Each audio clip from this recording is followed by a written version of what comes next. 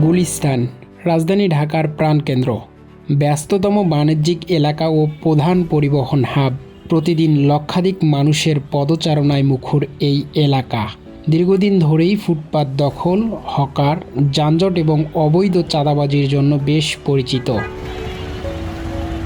তবে সাম্প্রতিক সময়ে ঢাকা দক্ষিণ সিটি কর্পোরেশনের উদ্যোগে শুরু করা হয় ফুটপাত দখলমুক্ত অভিযান। এতে কিছুটা স্বস্তি ফিরেছে পথচারীদের চলাচলে। তবে ফুটপাত উড়ানে কিছুটা ভালো হয়েছে। আগে দুই সাইডের দোকান ছিল, পরিবেশটা খারাপ হয়েছিল, এখন তো ভালো। এক লাইন দিলে তারা এক সাইডে বসলে হয়তো আগে একজন যদি দুই হাত জায়গা নিচ্ছে, এখন এক হাত দিলেও এরা বসতে পারে। যে দুই হাত নিচ্ছে আর এক হাত দিলে, যে চার হাত নিচ্ছে আর দুই হাত নিলে, দিয়ে এক সাইড নিলে ভালো। এই অভিযানে সকলে এটা বলতে পারি না, কিন্তু এই যে রাস্তার মাঝখানে বয় বা রাস্তার বয় এটা উড়াই দিছে, ঠিক আছে, রুটঘাটের ক্লিয়ারের দরকার আছে সরকারের, জনগণের।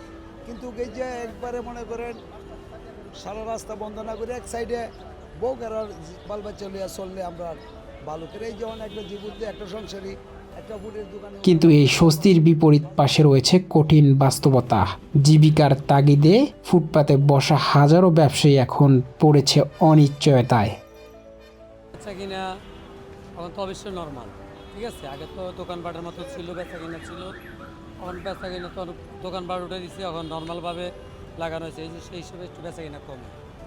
এইভাবে তো বসা তার কিছু বলে নাই, এখন আর কিছুই বলতে আসে, কিছুই বলে নাই। এখন আমরা দোকানপাট করে খাইতেছি এই হিসাবে।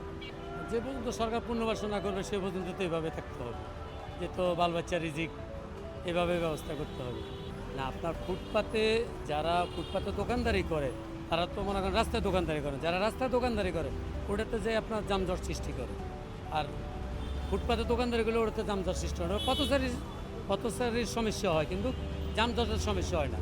কিন্তু দেখা যাচ্ছে যারা রাস্তায় দোকানদারি করে ফুট ছেড়ে রাস্তায়, তখন যায় গাড়ির মনে করেন সমস্যা হয়। কারণ এগুলো দিনমুখী, দৈনিক কিনে দৈনিক খায়, দৈনিক বেচা কিনে দৈনিক খায়, এত টাকা তো আর সম্ভব না।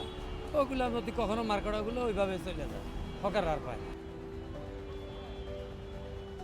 ব্যবসায়ীরা বলছেন, আমরা তো পেটের দায়ে বসি, উচ্ছেদ নয়, চাই বিকল্প ব্যবস্থা।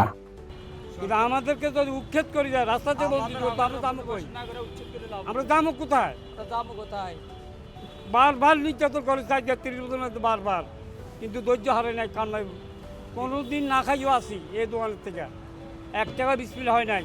আল্লাহর কাছে শুরু করে বন্ধ করে গেছি গা। আমরা সেই দোকান সেই হকার, যে আজকে আইসি কালকে চলে যাবে, হে হকার না। সারাদিনে 300 বেচছি, আপনি কলে লয়ে যাবেন না। 300 টাকা দিয়ে আমি নিজে খাবো না, আমার ফ্যামিলি বেচবো না কি? কোন এই গরমের জন্য কোনো লোক এখানে খাড়ায় না। আগে তো একটু গড়বাড়ি ছিল, হ্যাঁ, 2-4টা কাস্টমার পাইতাম, এখন সেটাও পাই না। গুলিস্তান, যেখানে প্রতিদিন হাজারো মানুষের জীবনের গল্প লেখা হয় ফুটপাতের উপরেই। ফুটপাত দখলমুক্ত হওয়ায় এই স্বস্তি কতটা স্থায়ী হবে, নাকি আবারও ফিরে আসবে পুরনো চিত্র, সেই প্রশ্ন রয়ে গেছে। তবে একটাই দাবি, উচ্ছেদের পাশাপাশি দরকার বাস্তবমুখী ও মানবিক সমাধান। মনিরুল ইসলাম, টাইম নিউজ, ঢাকা।